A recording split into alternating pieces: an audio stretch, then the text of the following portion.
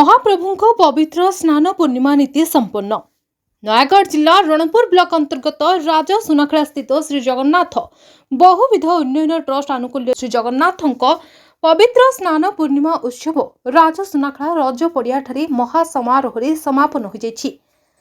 प्रभु जगन्नाथଙ୍କ मंदिर प्रांगण में थिबा पवित्र सुना कूरु 108 गरार पवित्र जल रे कर्पूर चंदन क्षीर जाईफल गंगाजल पंचशस्य पंचपत्र अगुर कस्तूरी पंचपल्लव पद्मफूल चंपा फूल हरिद्रा ताम्रपर्णी सोमपर्णी और लोधा मिश्रित कलसी जल रे स्नान करा जायतिला। स्नान कार्य समापन हेबा परे ठाकुरଙ୍କ गजानन बेश करा जायतिला। यथाविधि अनुसार रीतिनीति नियम नैवेद्य भोग समर्पण करा जायतिला।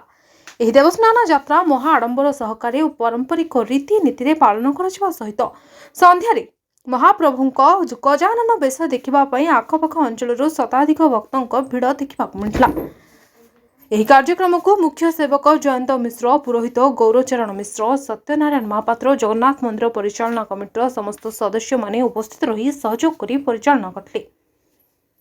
रणपुर जितेंद्र साहू को रिपोर्ट, द न्यूज टुडे।